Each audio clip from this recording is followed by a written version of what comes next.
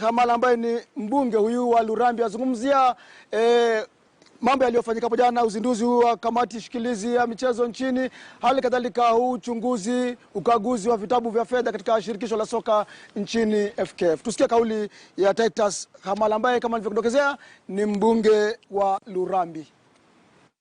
Kwa nini mlijitokeza kumtetea mama? Jambo la kwanza, waziri wa michezo, na jambo la pili, umemsikia pale, unaionaje hatua yake kubuni kamati ya kusimamia soka kwa muda?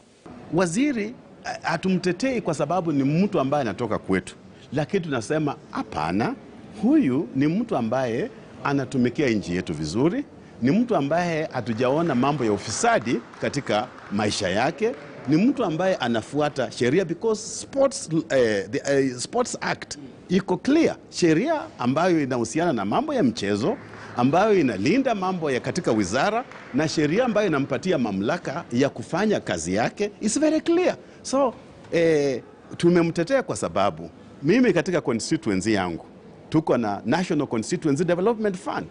Ikiwa mtu ataona kuna shida katika hiyo ofisi, shida ni nini? Kuwe na forensic audit, kuwe na audit ifanywe.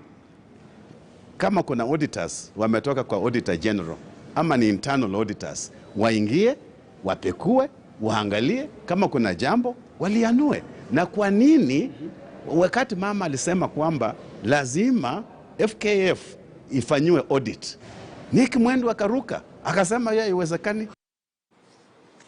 Na moja kwa moja tuangazie michuano ya kufuzu kwa kombe la dunia ukanda huu wa Afrika. Maana hapo jana Harambee Stars nusura watoe alama 3 zao za